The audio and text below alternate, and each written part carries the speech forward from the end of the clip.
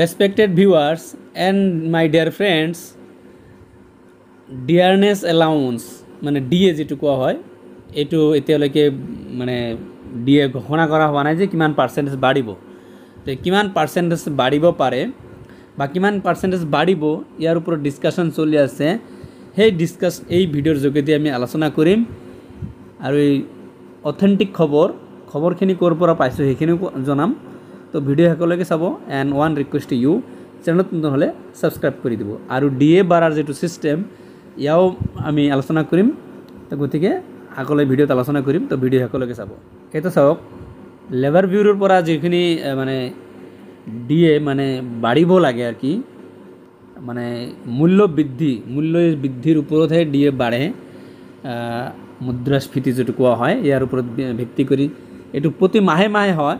কিন্তু আমাৰ ইয়াত প্ৰতি মাহে ডিএ কেনেকৈ বঢ়াব সেই কাৰণে 6 মাহৰ মূৰে বঢ়ায় কিন্তু বঢ়াটো প্ৰতি মাহে বঢ়ায় কিমান পাৰ্সেন্ট বাঢ়িছে এটো ইয়াতে দিয়া আছে এটো ন্যাশনাল মিডিয়াৰ খবৰ 2024 ৰ 142.6 अंक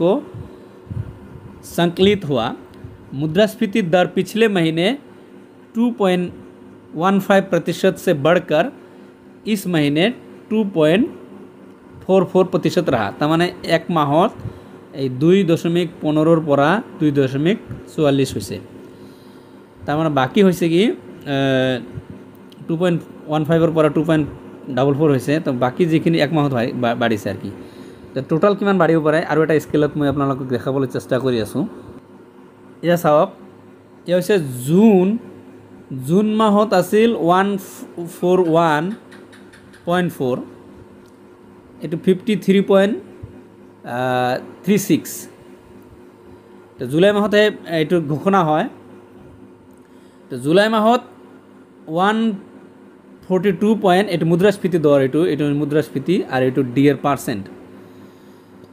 142 মানে 142.7 জুলাই মাহত ঘোষণা হ'ব তার মানে জুলাই মাহত 53.64 তার মানে বর্তমান 50 চলি আছে 50% চলি আছে তো জুলাই মাহত যেহেতু ঘোষণা হ'ব তো জুলাই মাহত ধৰক 53.64 তো 64 তো নহব হয় 3% নাইবা 4% মানে 3.64 তো দিব নোৱাৰিব হয়তো 3% হ'ব নহয়বা 4% হ'ব কিন্তু বেছিভাগ সম্ভাৱনা 3% হোৱাৰ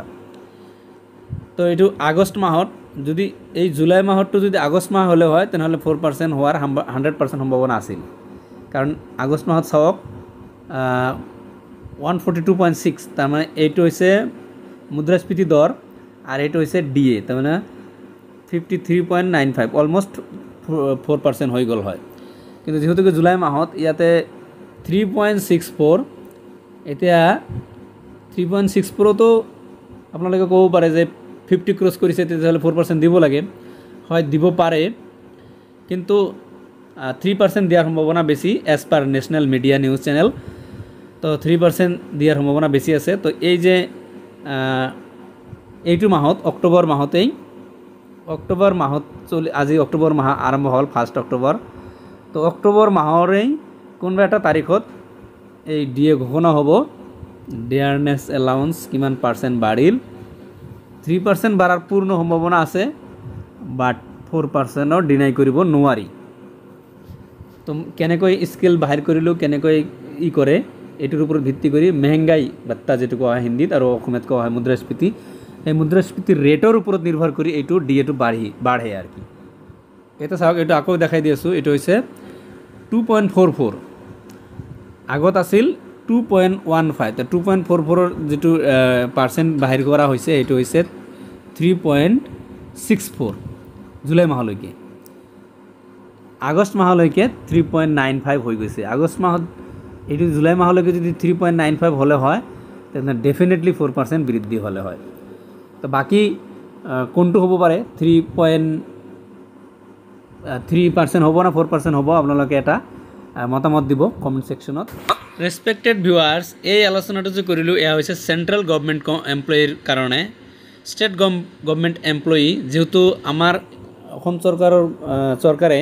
চেণ্ট্ৰেল গভৰ্ণমেণ্টক ফ'ল' কৰে, সেইকাৰণে চেণ্ট্ৰেলত যিমান পাৰ্চেণ্ট দিব অসমতো সিমান পাৰ্চেণ্টেই দিব, গতিকে খবৰটো একে হ'ব। আজিৰ ভিডিঅ' মানে শেষ কৰোঁ। ভিডিঅ' ভাল লাগিলে লাইক কৰি দিব, আপোনাৰ ফ্ৰেণ্ডছৰ লগত শ্বেয়াৰ কৰি দিব। কিবা জানিবলৈ হ'লে অৱশ্যে কমেণ্টছ কৰিব, ইয়াৰ ওপৰত কিবা প্ৰশ্ন থাকিলে অৱশ্যে কমেণ্ট কৰিব, মই ইনফৰমেশ্যন কালেক্ট কৰি আপোনালোকক জনাবলৈ চেষ্টা কৰিম। চ' ভিডিঅ'টো চোৱাৰ কাৰণে ধন্যবাদ। চেনেলটো নতুন হ'লে ছাবস্ক্ৰাইব কৰি দিব। Thank you so' much.